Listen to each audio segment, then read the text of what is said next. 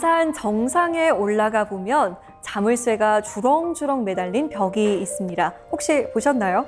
그 수많은 자물쇠들에는 영원한 사랑을 약속하는 맹세들이 적혀 있는데요. 많은 연인들이 그 자물쇠를 걸고 열쇠는 저 멀리 던져버린다고 합니다.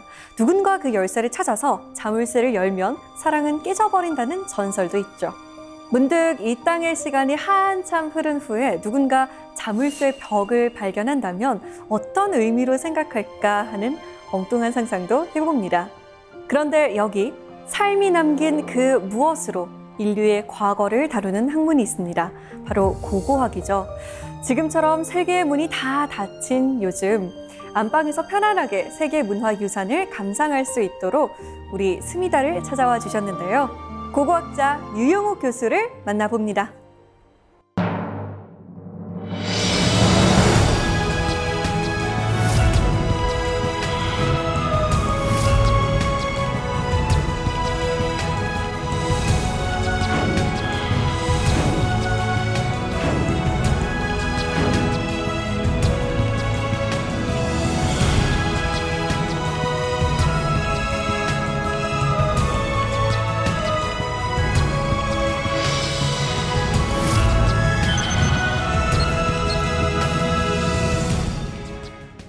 안녕하세요.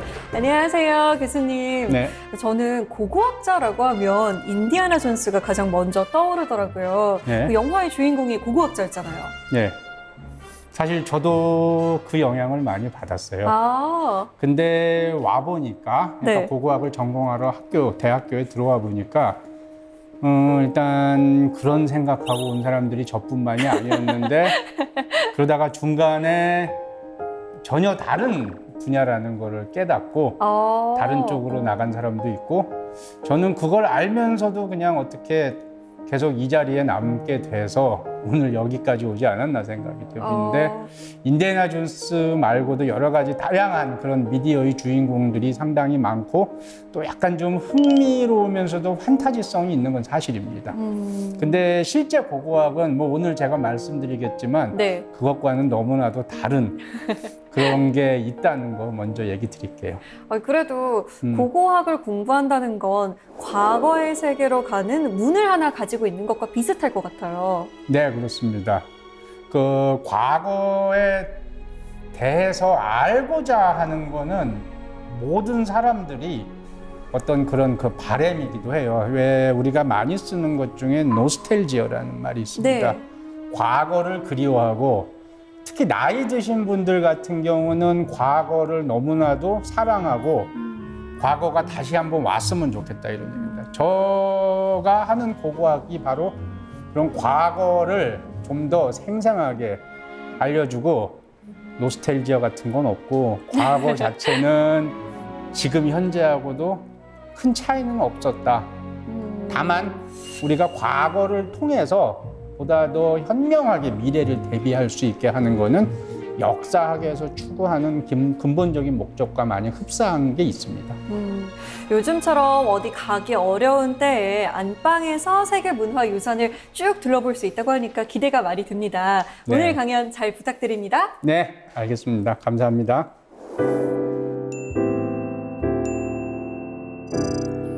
오늘 주제가 안방에서 즐기는 세계문화유산입니다. 세계문화유산은 대부분이 아니라 거의 100%라도 봐도 좋을 정도로 야외에 있어요.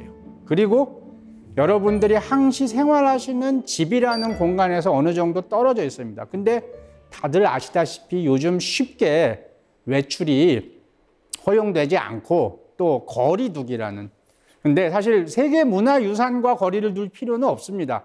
다만 세계문화유산이 있는 곳에는 항상 너도 나도 많은 사람들이 있게 마련이죠. 그래서 한번 이번 기회에 뭐 앞으로 이 시국이 끝나고 세계문화유산을 자발적으로 제대로 즐길 수 있도록 제가 한번 어떤 그 보는 시각과 가치관과 틀을 좀 한번 마련해 드릴까 합니다. 자, 그거의 먼저 첫 번째 단계로서 고고학이란 과연 무엇인가? 일단 고고학이라는 거는 남들 가기 힘든 곳을 자기 집 드나들듯이 드나드는 야외, 그 다음에 모험, 그리고 일상생활에서 전혀 볼 수 없는 뭔가 신기한 거를 본다는 것에서도 많은 사람들이 흥미와 호기심과 동경을 자아냅니다. 자, 그런데 사실 고고학이란 거는 그렇게 모험으로 가득 차 있는 것 이상의 그 무언가가 있습니다. 그것이 결코 모험과는 정반대의 것일 수도 있는데 이제부터 고고학이라는 학문 분야가 과연 무엇인지 간략하게 한번 살펴보도록 하겠습니다. 고고학은 한자로 저렇게 쓰고 그 다음에 영어로는 archaeology라고 합니다.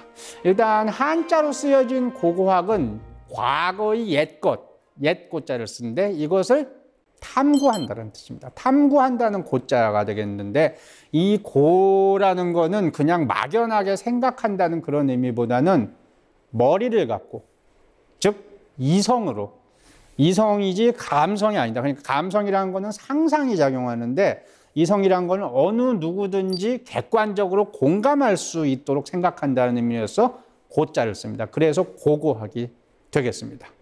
자, 그 다음에 아케올로지도 역시 마찬가지입니다. 아케올로지 같은 경우는 그리스어인 아케오스하고 그 다음에 로고스가 합성됩니다. 우리가 보통 무슨 학문 분야를 영어로 할 때 로지라는 표현을 많이 쓰는데 이것은 공통적으로 이성을 통한 사유행위입니다.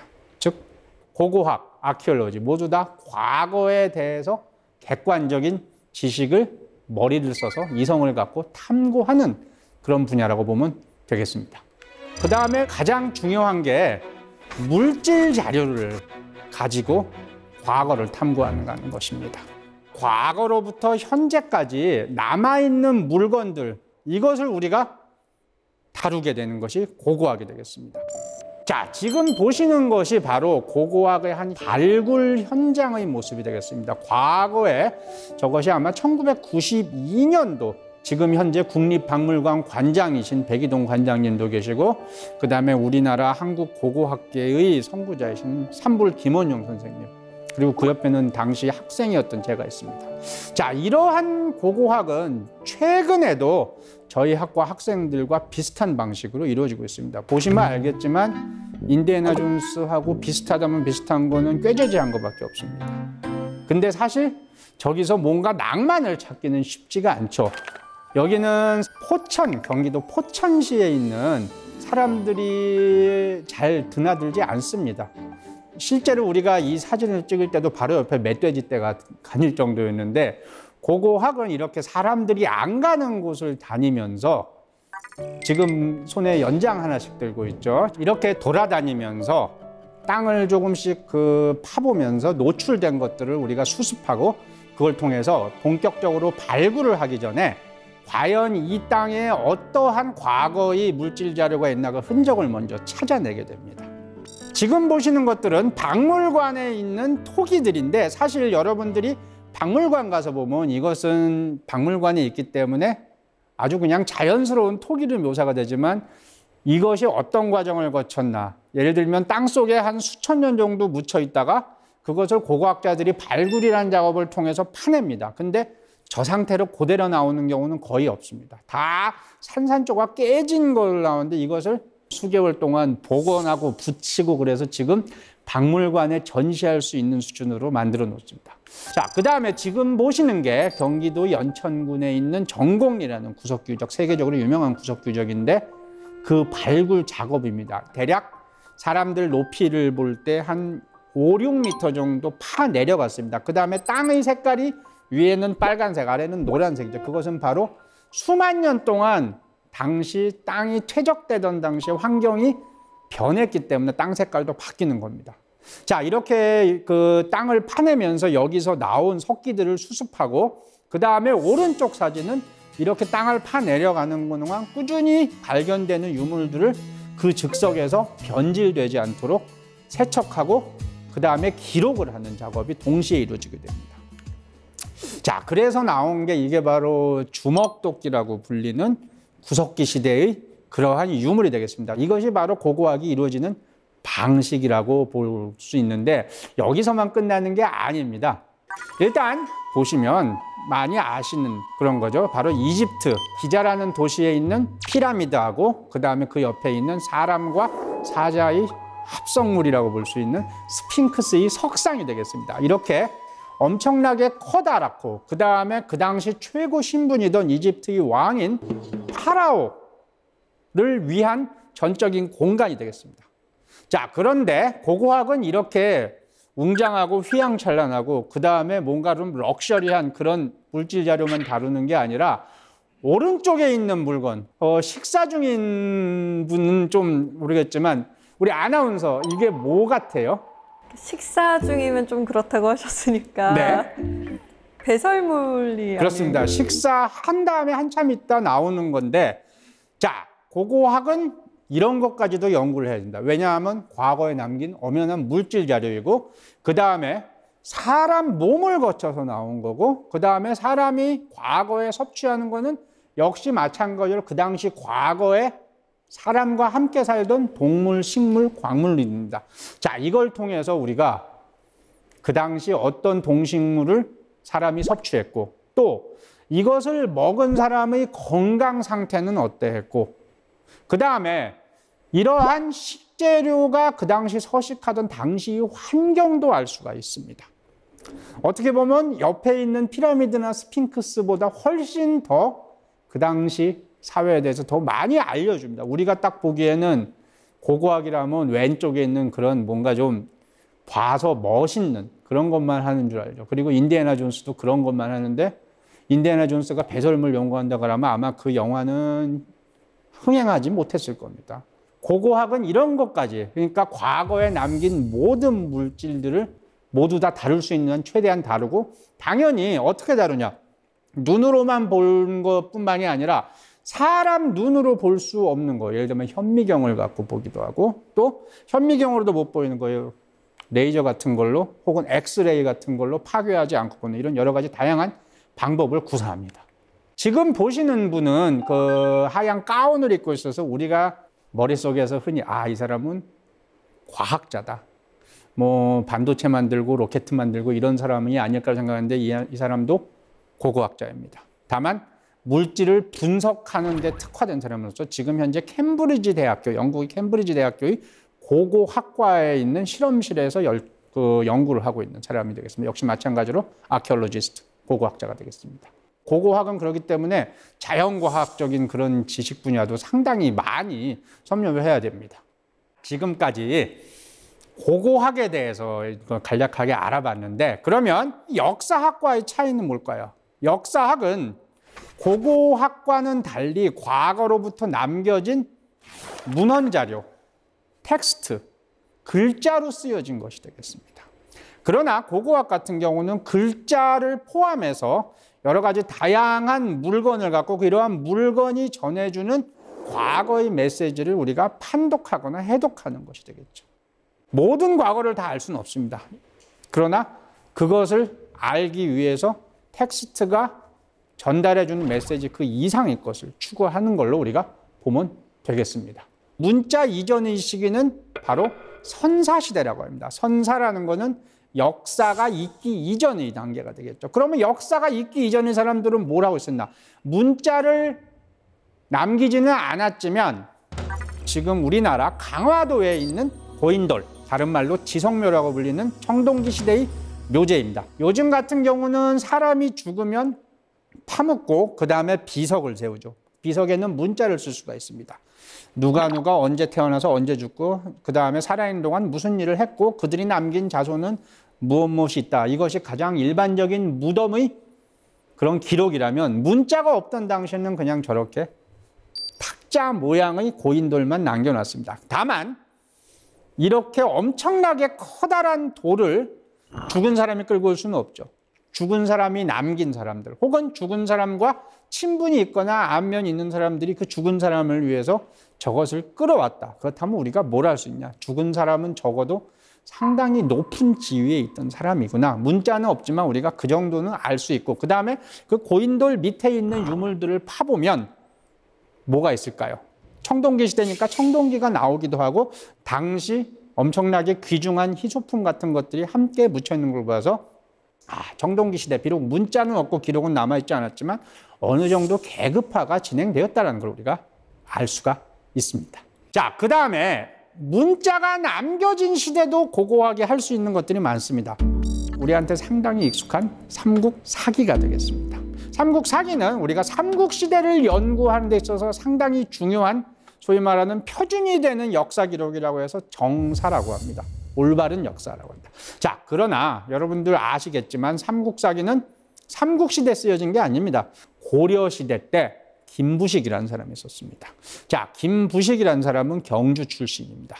그리고 당시 고려는 불교가 상당히 번창을 했는데 이 사람은 유교적 국가관에 충실한 사대부 출신입니다. 자, 경주 출신의 사대부가 그 당시 한창 유행하던 불교의 고려시대 때 삼국을 갖고 썼다. 제대로 된 삼국을 이해하는 데 있어서는 김부식 자신의 어떤 주관이 개입할 수밖에 없습니다. 우리가 무슨 소설이라든가 그런 걸 읽으면 소설가의 문체라든가 혹은 이데올로기가 나타나듯이 저기에도 어떤 방식이든지 삼국시대 그 자체, 날 것 그 자체의 삼국보다는 김부식이 바라본 그러한 후대의 역사가 있게 마련이죠. 그렇기 때문에 이것을 좀 더 객관적으로 볼 수 있게 하려면 삼국시대의 유물을 연구하지 않고는 우리가 제대로 된 삼국을 이해할 수가 없습니다. 그렇기 때문에 역사시대에도 역시 마찬가지로 물질 자료를 연구하는 고고학은 그 역할이 역사학만큼이나 중요합니다. 자, 그러면 지금까지 고고학이 어떻게 이루어지는데 여기서 고고학이면서도 고고학이 아닌 것이 있습니다. 자, 지금 보시는 사진 아래에 미이라 같이 생긴 게 있죠. 과거에 오스트리아하고 이태리 접경지대에서 발견된 아이스맨이라는 유럽 청동기 시대의 미이라가 있었습니다. 그 미이라가 상당히 중요한데 그 이유는 뭐냐 하면 이 사람이 당시 알프스를 걷다가 습격을 당했어요. 그래서 골짜기에 떨어져서 그 사람의 시신이 빙하 속에 몇천 년 동안 고스란히 남아 있었습니다. 그리고 당연히 그 사람이 차고 있던 여러 가지 장식품도 그대로 남아있고.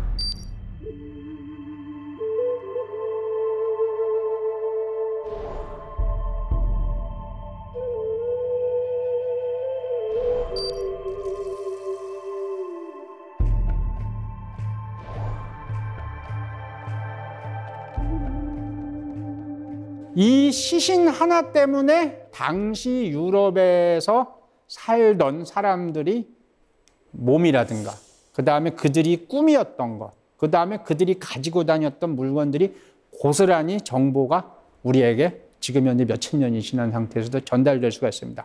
자, 이렇게 제가 왜 이 그림을 보여드리냐면 고고학은 어떤 경우든지 인간을 다룹니다. 인간의 손을 타고 인간에 의해서 만든, 즉 인류 발생 이후의 시기만 의미가 있습니다. 아까 우리가 봤던 여러 가지 모든 것들은 다 인간이 결부되어 있는 것들입니다. 근데 간혹 가다가 제가 어디 가서 고고학 하는 사람입니다. 그러면 아, 그래요? 우리나라 공룡 얘기 좀 해주세요 라고 얘기를 하는 경우가 있습니다. 자, 그런데 혹시 아나운서께서도 어릴 때 원시인들과 공룡이 싸우는 만화라든가 그런 거 본 적 있으시죠? 본 적 있어요. 그거는 사실 다 상상의 산물입니다. 실제로 과거에는 공룡하고 인간하고 같이 어울린 적이 전혀 없습니다. 무슨 얘기냐? 고고학에서는 절대 공룡 같은 거 안 합니다. 왜 안 하냐? 인간이 아니기 때문입니다. 그리고 인간하고 같이 산 적도 없기 때문입니다. 고고학에서는 처음부터 끝까지 우리와 같은 인간들을 다룬다는 걸 알아두시면 되겠습니다.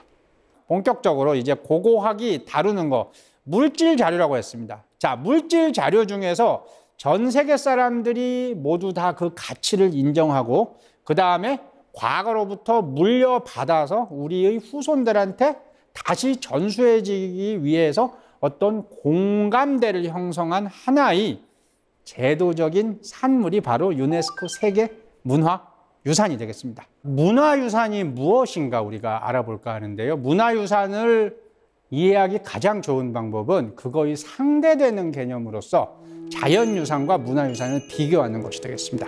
자연유산 같은 경우는 사람 이외의 것, 주로 지질학이라든가 아니면 생태학 그 분야에 사는데 이 자연유산, 누가 만들지는 않았지만 빼어난 경관, 그리고 이러한 경관은 상당히 희소적인 가치가 있습니다. 즉 쉽게 자연적으로 만들어지기 어렵기 때문에 희소성을 가진 것들이 바로 자연유산이 되겠습니다.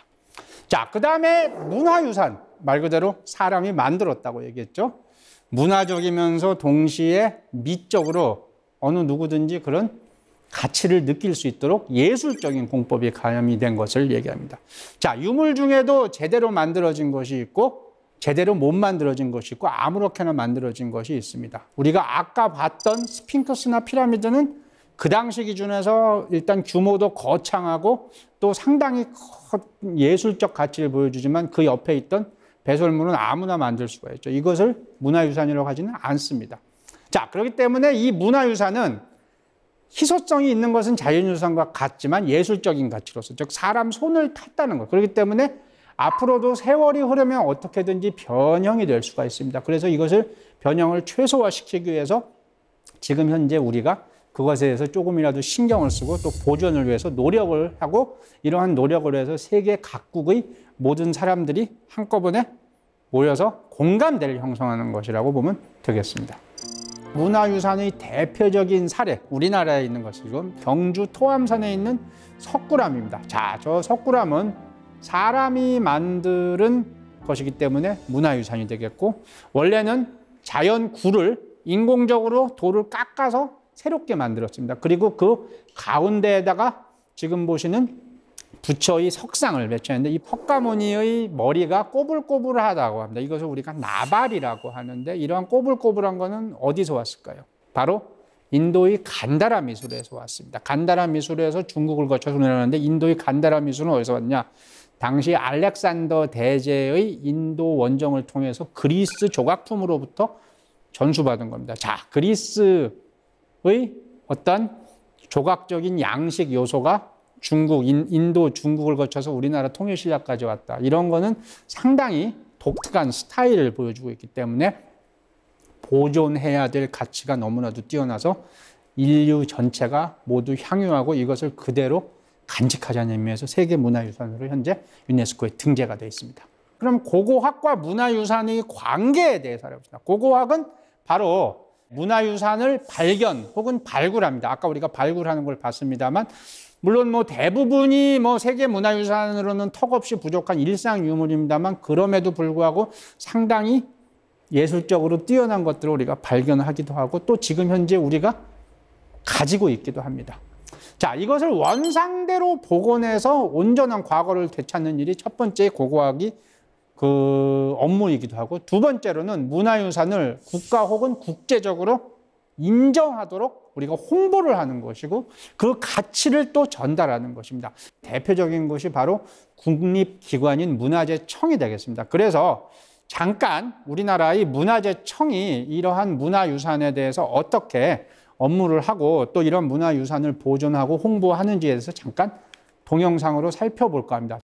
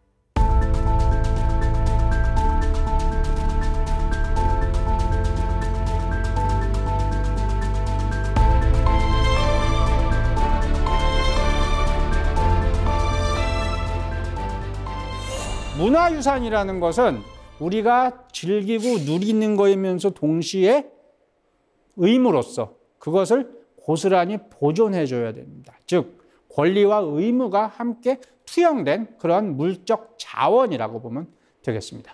자, 그러면 유네스코 세계 유산이 뭔지 알아보도록 하겠습니다. 일단 유네스코 많이 들어봤죠? 일단 유네스코는 전 세계적으로 국가 공동체적으로 학술, 예술, 과학, 문화를 발전시키는 역할을 하는 그러한 기관이 되겠습니다. 그 중에서도 가장 대표적인 게 바로 세계문화유산, 이것을 보존하고 홍보하는 것.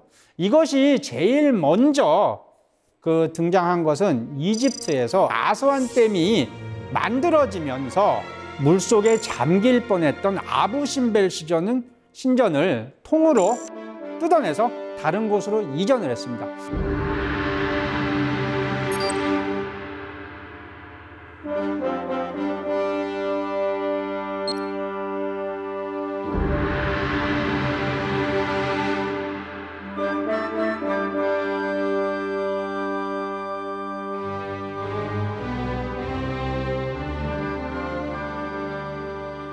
자, 그렇기 때문에 지금 여러분들이 보시면 알겠지만 오른쪽 사진에서 물속에도 하나가 있죠. 그것은 원래 위치입니다. 만약 이 신전을 옮기지 않았다면 물속에 들어가서 보든가 잠수함 타고 볼 수밖에 없지만 그 신전으로 완벽하게 복원 이주를 시킴으로써 모든 유적들이 물속에 침수되는 걸 막고 또 더 많은 사람들이 물속에 들어가지 않고도 저 아부심벨 신전을 감상할 수 있게 되는 이런 것이 바로 유네스코 세계유산이 프로그램이 시작되게 된 거예요. 즉 보존과 홍보와 그 다음에 인류의 공통적인 가치를 함께 고민하고 거기에 위한 펀딩을 하는 것. 이것이 바로 유네스코 세계유산이 되겠습니다. 그 다음에 요거는 아프가니스탄에 있는 바미안 석굴이 불교입니다. 이 지역이 그 이후 역사적으로 이슬람화가 됐습니다. 자, 이슬람 집단의 입장에서 본다면 불교는 어떻게 보면 이교도입니다. 근데 실제로 이슬람교가 다른 종교를 인정 안 하거나 그러지는 않지만 극렬 집단 중에 여러분들 잘 아시는 탈레반이라고 있습니다. 탈레반이 아예 저것을 폭탄으로 순식간에 날려버렸습니다.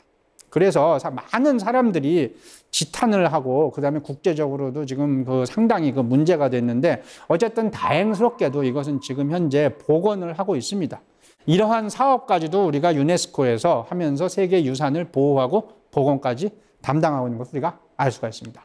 그러면 세계유산의 현황, 일단 전 세계는 아시아, 유럽, 아프리카, 북미, 남미, 오세아니아 이렇게 한 6개 대륙으로 나눕니다만 유네스코에서는 대륙별로 한다기보다는 문화권으로 나누고 있습니다. 그래서 아프리카, 그 다음에 이슬람교를 중심으로 하는 아랍권이 있고 그 다음에 아시아하고 태평양은 하나로 묶어서 우리나라, 중국, 그 다음에 호주와 같은 데가 있습니다. 그 다음에 유럽 플러스 북미의 영어 쓰는 집단, 미국하고 캐나다를 또 한 군데로 묶어서 하고 있고 그 다음에 나머지가 바로 라틴 쪽이 되겠습니다. 현재 지금 가장 많은 나라가 이태리였습니다. 그 다음에 중국이 불과 3년 만에 따라잡아갖고 지금 이태리하고 공동 1위, 세계 유물 및 유적지 협의회라고 부르는 또 기관이 있는데 이걸 아이코모스라고 합니다. 자, 여기서 과연 이것이 가치가 있나? 아무거나 다 보존하고 가치를 할 수는 없기 때문에 이것을 심사를 해서 결정을 하게 됩니다. 자, 그렇기 때문에 이 유네스코 세계유산이 많냐 적느냐는 다른 말로 하면 국가가 얼만큼 국제적으로 영향력을 발휘하냐. 여기에는 경제적인 면도 있고 외교적인 면도 있습니다. 우리나라는 지금 현재 14개의 세계유산을 가지고 있는데 제주도 자연유산 하나 있고 나머지 13개는 문화유산이 되겠습니다. 3사가 새롭게 세계유산, 문화유산으로 등재가 됐죠.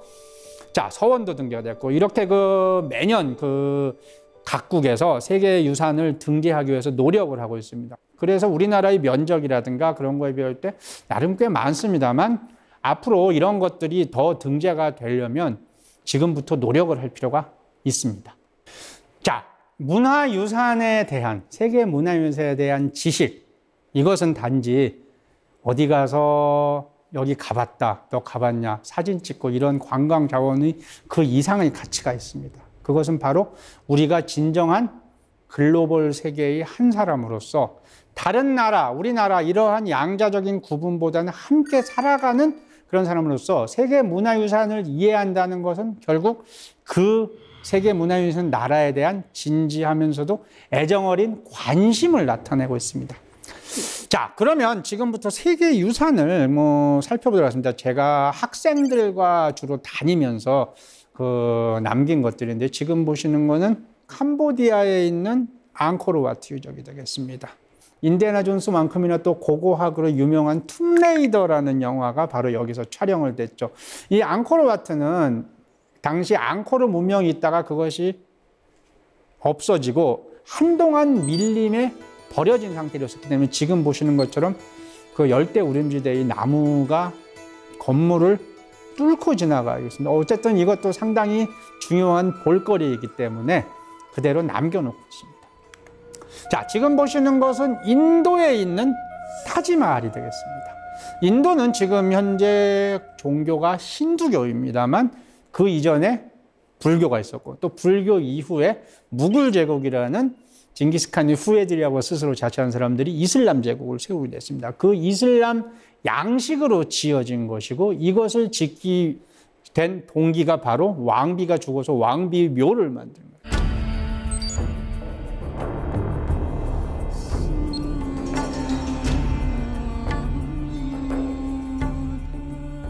어떤 왕비인지 상당히 좀 부럽네요.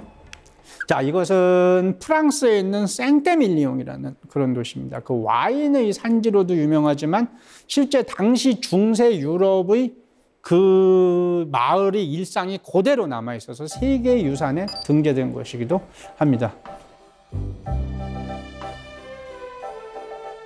자, 이것은 역시 마찬가지로 스페인 부르고스에 있는 부르고스 성당이 되겠습니다. 부르고스 같은 경우는 스페인이 다 이슬람화가 됐음에도 이슬람화가 되지 않고 끝까지 남아있다가 나중에 레콘키스타라고 해서 결국 이슬람 세력들을 완전히 스페인에서 축출해내게 되죠. 그 축출해낸 시점이 1492년이고 그 1492년은 공교롭게도 콜럼부스가 이자벨 여왕의 후원을 받아서 신대륙을 발견한 해이기도 합니다. 그래서 1492년은 스페인에 상당히 중요한 곳인데, 중요한 해인데 500년 있다가 1992년에 바르셀로나 올림픽을 했고 거기서 우리 황영조 선수가 금메달을 땄죠. 자, 이것은 프랑스의 라스코 동굴인데 저것이 실제 동굴이 아닙니다. 라스코는 보존을 위해서 영구 폐쇄된 상태입니다. 대신 라스코 동굴에 관심 있는 일반 관광객들 위해서 똑같이 생긴 라스코 동굴을 복사본을 했는데 라스코 2부터 시작해서 지금 현재 라스코 4까지 개관했습니다. 각기 다른 그 어떤 그 아우라를 조성했는데 아우라라는 거는 분위기가 되겠습니다. 즉 똑같은 동굴이지만 지금 보시는 라스코 4 같은 경우는 그 당시 동굴 벽화를 그린 원시인들이 어떠한 심정으로 했나 그것을 체험할 수 있도록 한 것이 되겠습니다.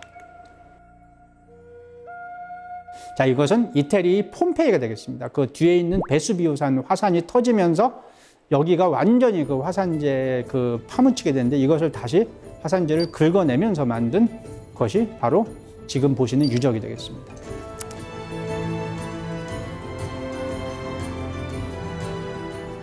지금 보시는 곳은 오스트리아의 할슈타트입니다. 자, 한국 사람들하고 특히 중국 사람들 사이에서 상당히 유명한 관광지입니다만 관광지 이전에 여기는 소금 광산으로 유명하고 또 유럽의 중부 철기 시대의 아주 표준 유적이기도 합니다. 그래서 상당히 유명한 박물관이 여기 있습니다. 교수님 보니까 제자분들과 정말 많은 곳을 함께 다녀오셨는데 이 학생들이 모두 고고학자가 되었나요? 사실 학생들과 그 고고학 유적을 중심으로 돌아다니는 것은 맞습니다만 가장 좋은 것은 이 학생들이 제대로 된 견문을 넓혔다는 겁니다. 고고학자가 아닌 일반 대학생으로서. 그래서 지금 현재 저는 가장 그 자랑스럽게 생각하는 것 중에 하나가 이 학생들 대부분이 고고학자가 됐다기보다는 사회에 나가서 자기 역할을 하고 그리고 지금 보는 세계문화유산이라든가 그런 취지를 실천하면서 자랑스러운 한국인으로 살아가고 있다는 것이 되겠습니다. 그 화려하고 바람직한 역사도 있지만 숨기고 싶은 흑역사도 있습니다.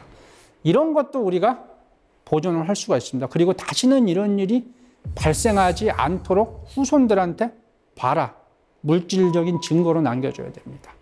자, 이런 것들이 대표적인 예로 폴란드에 있는 아우슈비츠 수용소가 되겠습니다. 인간이 만든 가장 비극적인 그러한 사건 중에 하나라고 볼 수 있습니다. 저기 가보면 당시 수감대에서 가스실에서 사망한 유태인들이 신발까지도 그대로 남겨놓은 상태입니다. 자, 그 다음에 오른쪽에 있는 것은 일본 히로시마에 있는 원폭 기념관이 있습니다. 2차 대전을 종료한 원자폭탄이 여기 떨어졌고 저것은 폭탄의 잔해가 고스란히 남았습니다.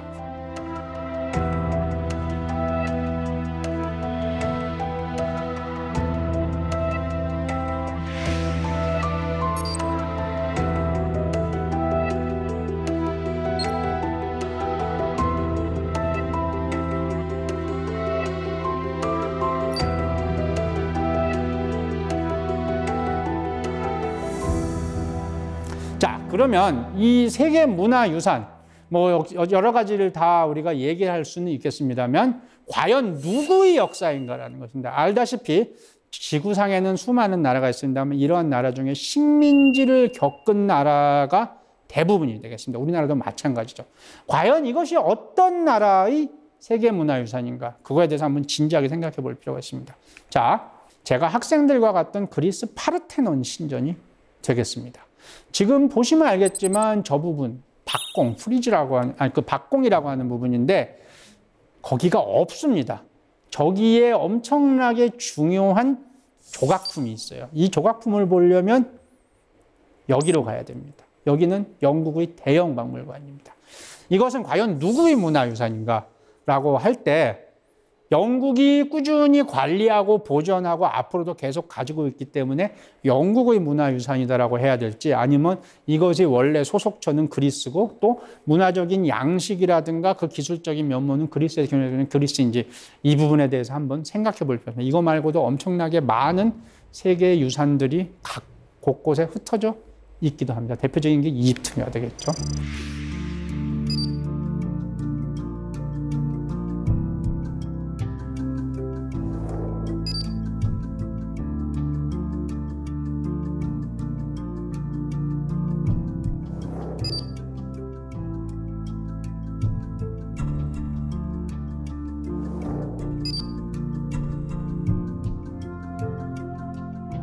지금까지 우리가 고고학을 통해서 세계 문화유산을 우리가 어떻게 바라볼 수 있는가 한번 살펴봤습니다.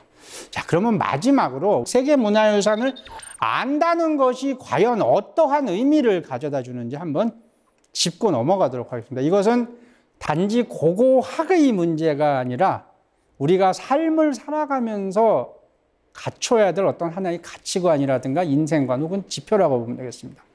일단 제가 강조하고 싶은 것은 국격이라는 개념이 되겠습니다. 자, 국격이란 것은 무엇일까? 일단 국력과 국격을 우리가 들 수가 있습니다. 자, 사람의 비유를 해볼게요.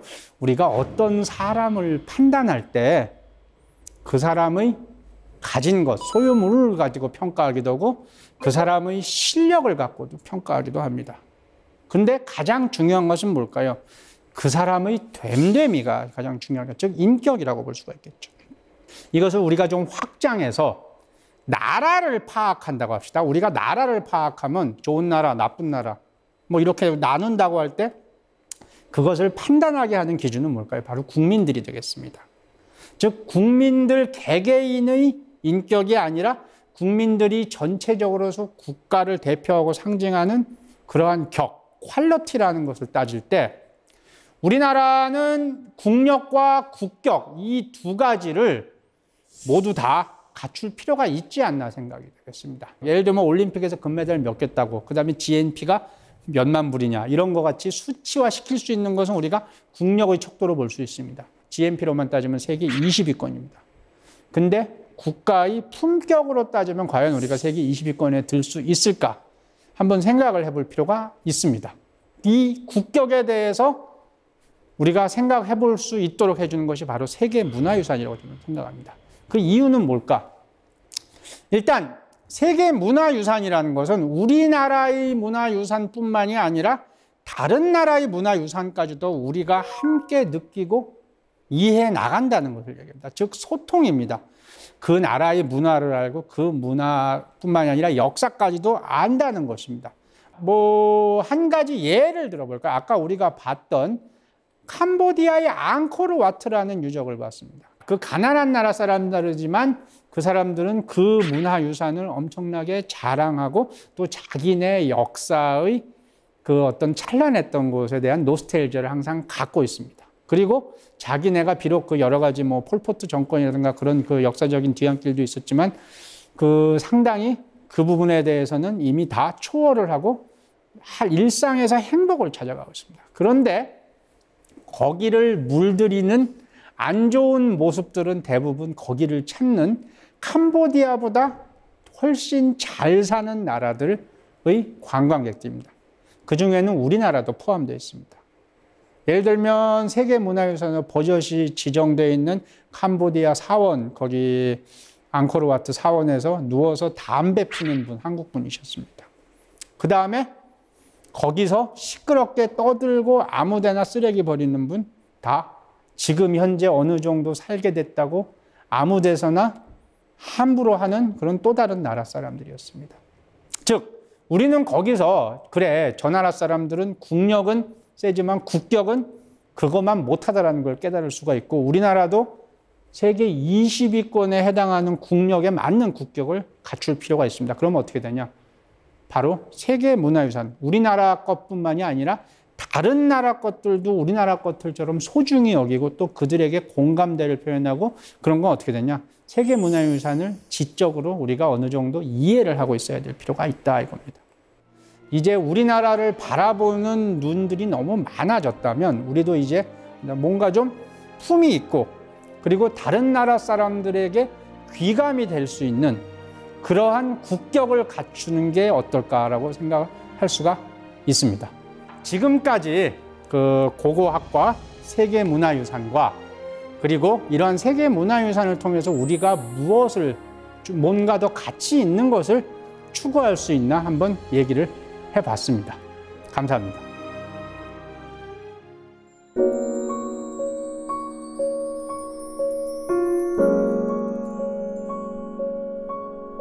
네, 강연 잘 들었습니다. 오늘 강연 들으면서 고고학이 한 나라의 국격이 될 수 있겠구나라는 생각을 해봤습니다. 제가 이 방송을 통해서 사색의 공동체 분들께 말씀드리고 싶었던 것은 우리가 역사에 대해서는 상당히 거리감이 없어요. 근데 고고학이라는 또 다른 그런 개념은 상당히 좀 생소하게 느낀데 그럴 필요 없이 고고학자가 되지 않고도 어느 누구든지 우리나라 혹은 다른 나라 사람들이 과거, 문화에 대해서 알 수 있고 그걸 통해서 우리가 보다 더 글로벌하게 소통할 수 있다면 우리나라의 인격이라 볼 수 있는 국격도 훨씬 더 지금보다는 나아지지 않을까라는 기대감을 갖고 말씀드렸습니다. 세상을 보는 시야 자체가 굉장히 넓어질 것 같아요. 우리 사세계 공동체 여러분도 궁금한 점이 많을 텐데요. 저희가 질문을 한번 미리 받아봤습니다. 네, 김형준 씨가 보내주신 질문입니다. 안녕하세요, 교수님. 저는 고고학을 전공을 하고 싶은 대학원생입니다. 교수님께서 구석기를 전공하시는 걸로 알고 있습니다. 구석기 시대의 수많은 유물들 중에서 가장 흥미롭게 생각하셨던 유물이 어떤 유물인지 말씀해 주셨으면 감사드리겠습니다. 전공자의 질문이네요. 네. 구석기 시대에서 가장 좋아하는 유물, 가장 흥미로운 유물 어떤 걸 꼽으실 수 있을까요? 사실 고고학자들은 유물을 좋아하거나 혹은 즐겨하는 경우가 별로 없어요. 원체 많기 때문에 그게 일이기 때문에. 근데 이것은 제가 직접 느낀 건데 제가 여태까지 주목도끼를 한 30개 채 정도 발견을 했어요. 근데 발견할 때마다 뭔가 좀 징조가 있었어요. 예를 들면 발굴을 겨울에 했는데 겨울잠 자고 있는 두꺼비를 발견해서 곱게 보내줬더니 주먹도끼가 나온다든가 그 다음에 아침에 두루미 한 마리가 뭐 땅을 쪼고 있어갖고 네. 거기를 파보면 또 주먹도끼 같다는 거예요. 그러니까 영물이라는 좀 그런 생각이 들기도 했는데 그 귀한 걸 찾아냈으니까. 네. 제 전공 분야라서 그런지 모르겠지만 네. 주먹도끼 발견할 때가 제일 신나고 그렇습니다. 네, 이번엔 권진경 씨의 질문입니다. 중국에서 미이러와 국수가 함께 발견되어 전 세계 국수의 문명사를 다룬 다큐멘터리를 본 적이 있습니다. 이 다큐의 국수처럼 음식물도 고고학의 재료로서 그 당시 사람들이 무엇을 먹고 살았는지 알 수 있는지 궁금합니다. 네, 저도 그 다큐멘터리가 생각이 나는데요. 그 공룡뼈는 안 된다고 말씀하셨는데 네. 국수는 사람이 먹은 거니까 가능한 건가요? 그렇죠. 왜냐하면 국수는 100% 인공적인 산물입니다. 국수를 만들려면 일단 밀을 가루로 내야 됩니다. 반죽을 해야 되고 그 다음에 반죽을 한 다음에 그것을 길다란 국수 모양으로 뽑아내야 되는데 뽑아내는 방식이 중국 같은 경우 가장 최초 이런 기구가 없을 때는 어떻게 했나? 밀가루에 있는 글루텐의 찰기를 이용해서 이렇게 짜장면 뽑듯이 잡아당겨서 국수를 만듭니다. 자, 이런 여러 가지 모든 것을 볼 때 국수 한 그릇을 만드는데도 사람 손이 엄청나게 많이 들어가는 걸 알 수 있죠. 그런데 국수가 유적에서 발견되는 경우는 흔치 않습니다. 그래서 발견되려면 미생물이 번식하기가 쉽지 않은 엄청나게 건조한 곳 같은 데서 주로 나오기도 합니다. 그래서 그 토기에 남아있는 흔적 같은 경우를 아까 우리가 봤듯이 자연과학적인 분석 방법을 통해서 우리가 찾아낼 수는 있습니다. 물론 기술이 발전하면서 이러한 방법도 기법도 훨씬 더 세련되고 더 정밀해졌기 때문에 앞으로 우리가 과거인들의 일상에 대해서 알 수 있는 그런 범위는 무궁무진합니다. 아무튼 이러한 국수를 포함해서 우리가 여태까지 알지 못하던 다양한 먹거리들에 대한 연구도 앞으로 훨씬 더 많은 고고학적 기법이 발달하면서 더 폭을 넓혀주고 있습니다. 오늘 강연 정말 잘 들었습니다. 고맙습니다. 네, 감사합니다.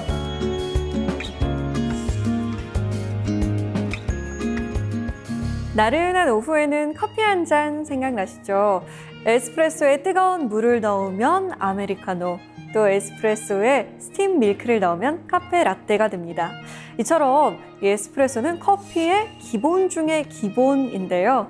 그런 사람들이 있죠. 에스프레소 같은 혼자 있을 때보다 함께 할 때, 함께 협력할 때 더 큰 능력을 발휘하는 사람들. 자신의 자리를 묵묵히 지키는 에스프레소맨 같은 사람들이 더 많아지는 세상이 찾아오길 바라봅니다. 사세기 공동체 스미다. 다음 시간에 찾아오겠습니다.